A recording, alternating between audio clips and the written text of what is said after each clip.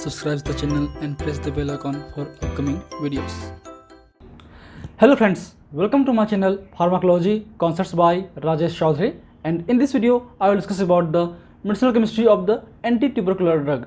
तो आज की इस वीडियो पे हम एंटी ट्यूबरकुलर ड्रग मतलब ऐसे ड्रग जो कि ट्यूबरकुलोसिस इन्फेक्शन में यूज़ होते हैं उन ड्रग्स के बेसिक हम मेडिसिन के बारे में बात करने वाले हैं। पिछले वीडियोस में हमने ऑलरेडी बात कर चुके हैं बहुत सारे मेडिसिनल केमिस्ट्री टॉपिक को लेकर। हमने यूनिट 1 और यूनिट 2 खत्म कर चुके हैं मेडिसिनल केमिस्ट्री 3 का, जो कि बीफार्म 6 सेमेस्टर में इन्वॉल्व है। And if you want to watch my previous videos regarding the medicinal chemistry and pharmacology for the B Pharm 6 semester, you can check description box below और बाय यूजिंग दिस लिंक। इसके अलावा आपको notes चाहिए तो आप मेरे notes मेरी website www.pharmacyconcepts.in पे अपलोड करता हूँ मैं, वहाँ से आप चेकआउट कर सकते हैं। So let start the topic. So anti tubercular drug means ऐसे ड्रग जो कि माइकोबैक्टीरियम ट्यूबरकुलोसिस जो आपके बैक्टीरिया है उसको किल करते हैं या उसकी ग्रोथ को इनहिबिट कर सकते हैं, उन्हें हम एंटी ट्यूबरकुलर ड्रग बोलते हैं। सिंपल सा है कि ये जो ड्रग हैं वो आपके टीबी इन्फेक्शन में यूज़ होते हैं। ट्यूबरकुलोसिस या एंटी ट्यूबरकुलर ड्रग बहुत ही इंपॉर्टेंट चैप्टर है, चाहे वो केमिस्ट्री से लेकर हो चाहे फार्माकोलॉजी से लेकर हो। फार्माकोलॉजी में हमने डिटेल्ड में ऑलरेडी बात कर चुके हैं उनके सारे ड्रग्स के जो बेसिक फार्माकोलॉजी है, उसके अलावा जो बेसिक थेरेपीज है उनके बारे में, तो उन वीडियो को भी आप ज़रूर देखिए, क्योंकि इस टॉपिक से ऑब्जेक्टिव बेस्ड क्वेश्चन जीपेट में हो, आपके सब्जेक्ट में हो या फिर आपके सेमेस्टर में हो, ये आते ही हैं। तो बात करते हैं हम लोग सिलेबस वाइज कि आपको सिलेबस में पढ़ना क्या है केमिस्ट्री पॉइंट ऑफ व्यू से। तो आपके सिलेबस वाइज जो है 2 क्लास में डिवाइड किया गया है आपके ड्रग्स को। एक है आपका सिंथेटिक ड्रग्स, एक है आपका एंटीबायोटिक्स मीन्स जो ड्रग आपके नेचुरल सोर्स से हम लोग मिलते हैं या हमको मिलता है। तो बात करें सिंथेटिक ड्रग्स में, उसमें आते हैं आपके आइसोनियाजिड जो कि बहुत ही इंपॉर्टेंट ड्रग है, ठीक है, इथियोनामाइड, इथाम्ब्यूटाल, पैराजिनामाइड, पैरामिनोसैलिसिलेट, ये आपको पढ़ने हैं सिंथेटिक ड्रग में। इसके अलावा जो आपके एंटीबायोटिक्स हैं उनमें पढ़ने हैं आपके रिफाम्पिसिन, रिफाब्यूटिन, साइक्लोसेरिन, स्ट्रेप्टोमाइसिन और कैप्रियोमाइसिन सल्फेट। तो इन ड्रग्स के बारे में हमको पढ़ना है केमिस्ट्री पॉइंट ऑफ व्यू से। इन दोनों में से बात करें तो आपका सिंथेटिक ड्रग ही बहुत ही इंपॉर्टेंट है, क्योंकि एंटीबायोटिक्स के स्ट्रक्चर इतने कॉम्प्लिकेटेड होते हैं जिसको याद रखना पॉसिबिलिटी नहीं होती है। इसलिए इन ड्रग्स के जो एंटीबायोटिक्स वाले क्लास हैं उन ड्रग्स के केवल आपको पढ़ना है mode of action and uses mainly, ठीक है। चलिए बात करते हैं, पहले स्टार्टिंग करते हैं कि क्या ये होते हैं डिसीज़, किस तरीके से होते हैं और क्या इनके बेसिक क्राइटेरिया है। So tuberculosis is a serious infection disease caused by the Mycobacterium tuberculosis and the Mycobacterium bovis, collectively termed as a tubercular bacilli, ठीक है। तो आपका जो मैक्सिमम केस में बात करें, जो आपका टीबी इन्फेक्शन है वो आपके माइकोबैक्टीरियम ट्यूबरकुलोसिस के थ्रू होता है। माइकोबैक्टीरियम ट्यूबरकुलोसिस एक तरीके से बैक्टीरिया ही है, बट उसके स्ट्रक्चरली थोड़ा सा डिफरेंट होते हैं, इसलिए जो ड्रग हैं वो भी थोड़ा डिफरेंट होंगे आपके एंटी बैक्टीरियल ड्रग के कंपेयर पे, ठीक है। To achieve the effective treatment of Mycobacterium tuberculosis, a slow-growing intracellular bacteria require multi-drug therapy, ठीक है। ट्यूबरकुलोसिस की इन्फेक्शन को ठीक करने के लिए हमको मल्टी ड्रग थेरेपी यूज़ करते हैं। सिंगल कोई भी ड्रग यूज़ नहीं होता, क्योंकि ये बहुत जल्दी ही रेजिस्टेंट होते हैं, बहुत ही स्लो ग्रोइंग होते हैं, इसलिए हम मल्टी ड्रग यूज़ करते हैं ताकि रेजिस्टेंस कम हो सके, ठीक है। For the extended period of times approximately लगता है आपका 6 to 8 मंथ इसके ट्रीटमेंट रेजिमेंट में लगता है।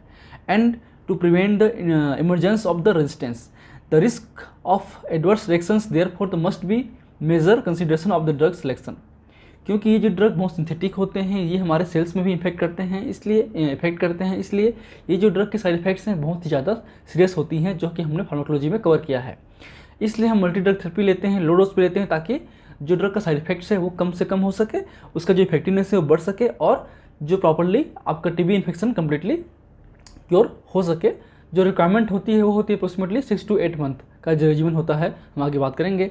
ए 6 month chemotherapy regimen are generally used for tuberculosis treatment by using the combination of 4 major drug, that is rifampicin, isoniazid, ethambutol और pyrazinamide, and for the 2 month followed by the rifampicin and isoniazid for the 4 month, ठीक है। तो basically आपका शुरुआत के जो 2 महीने हैं, शुरुआती 2 महीने में बेसिकली हम 4 ड्रग जो हैं रिफाम्पिसिन, आइसोनियाजाइड, इथाम्ब्यूटाल और पैराजिनामाइड को लेते हैं। फिर जो है उसके नेक्स्ट 2 महीने हम लोग रिफाम्पिसिन और आइसोनियाजाइड को ही प्रेफर करते हैं। आगे हम बात करेंगे डिटेल में, ठीक है।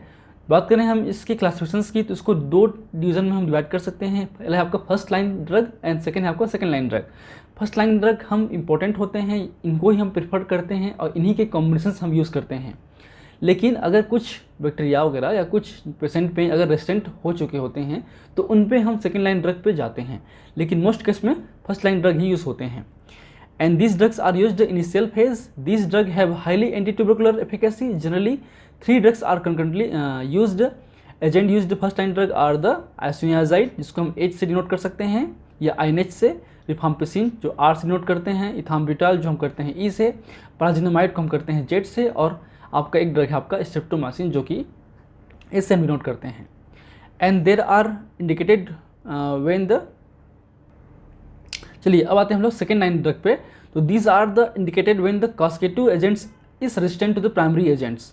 अगर आपका जो कॉस्केटिव एजेंट्स हैं मीन्स माइकोबैक्टीरियम ट्यूबरक्लोसिस है, अगर वो फर्स्ट लाइन ड्रग से, इन ड्रग से आपके रजिस्ट हो गए हैं, तब हम सेकेंड लाइन ड्रग पे जाते हैं। And this drugs have a low anti tubercular efficacy and high toxicity.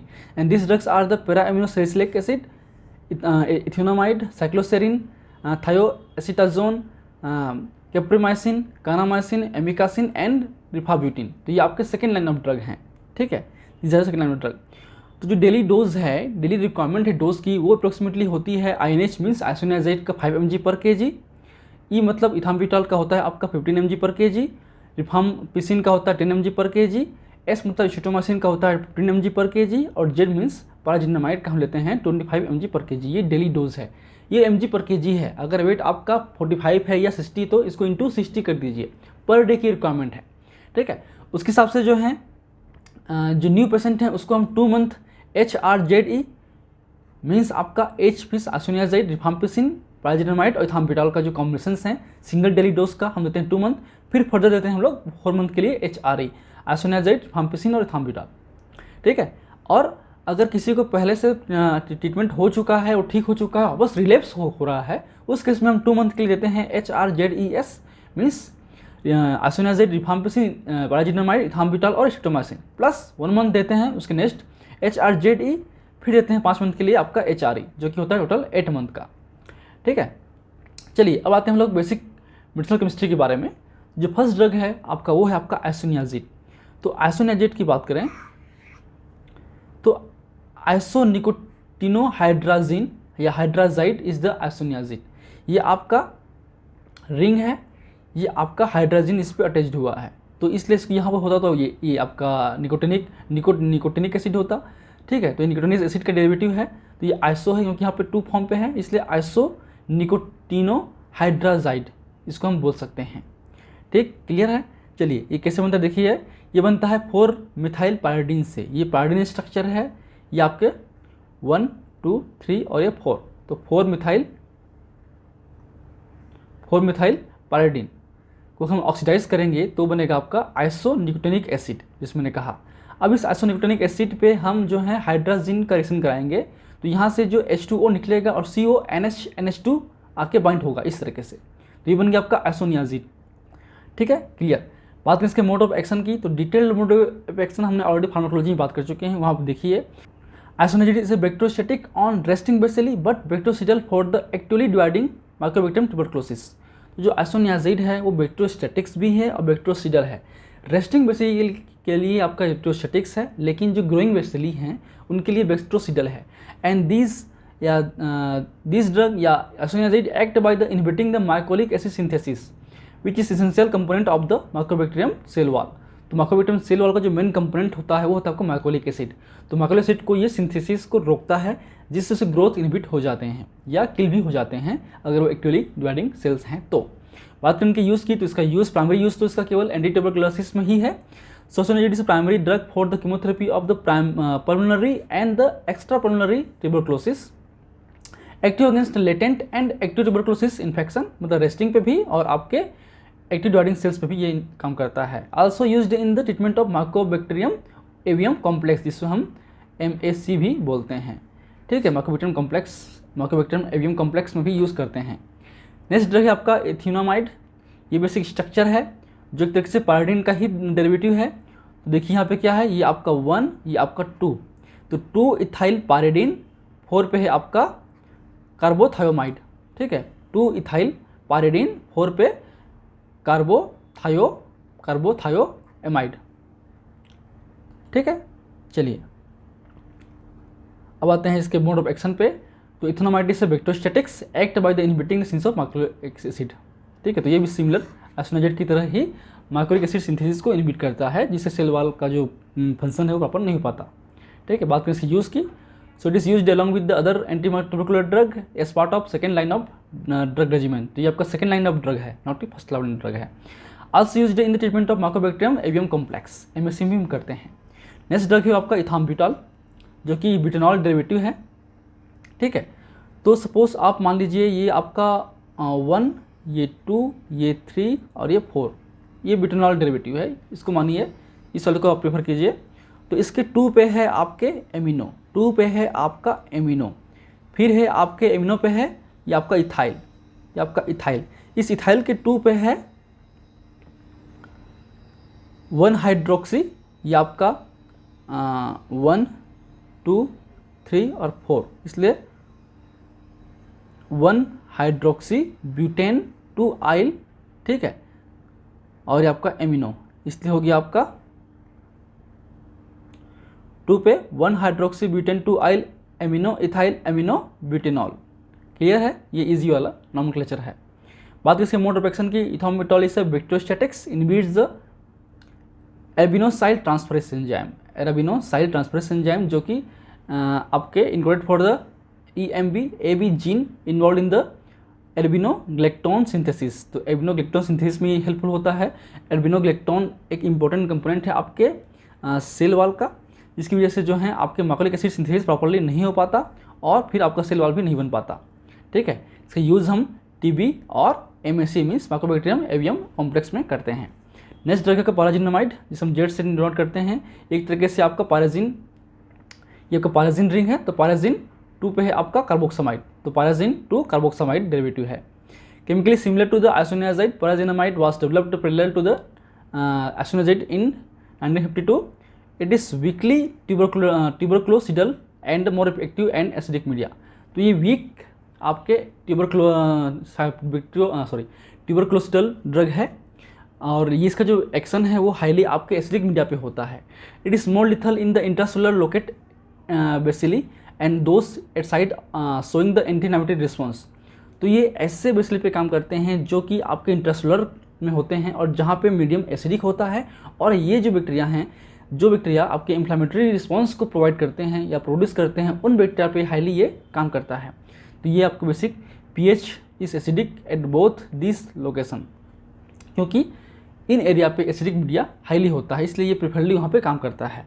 And most effective during the first 2 month, ये पहले 2 मंथ में इफेक्टिव होता है क्योंकि फर्स्ट 2 मंथ में ही इन्फ्लेमेटरी या इम्यून रिस्पॉन्स या फिर इन्फ्लेमेशन होता है। बात करें मोड ऑफ एक्शन की, तो within the mycobacterium cells it converts into the pyrazinoic acid by an enzyme, pyrazinamidase enzyme, and this metabolic gets accumulated in the acidic medium and probably inhibits the mycolic acid synthesis, but by interacting with the different fatty acid synthesis. उसके अलावा ये और भी जो fatty acids हैं उनको भी synthesis को ये इनहिबिट करता है। ठीक है, बात करें यूज़ की, तो ये आपका बैक्टीरियोसिडल ड्रग है और एंटी ट्यूबरकुलर ड्रग है, जिसको हम कॉम्बिनेशन में लेते हैं आपके आइसोनियाजाइड और अदर ड्रग के साथ में। फिर आपका लास्ट है आपका पैरा अमीनो सैलिसिलेट, जो कि सेकेंड लाइन ऑफ ड्रग है, सिंपल है पैरा अमीनो सैलिसिलेट। तो सैलिसिलिक एसिड डेरिवेटिव है, तो ये आपका है आपका पैरा या 4 पे 2 हाइड्रोक्सी 4, ये 2 हो गया, ये 1 हो गया, इसलिए 4 अमीनो 2 हाइड्रोक्सी बेंजोइक एसिड बोल सकते हैं या फिर पैरा अमीनो सैलिसिलिक एसिड भी बोल सकते हैं। ठीक है, इसको बनाते हैं 3 नाइट्रोफिनॉल से।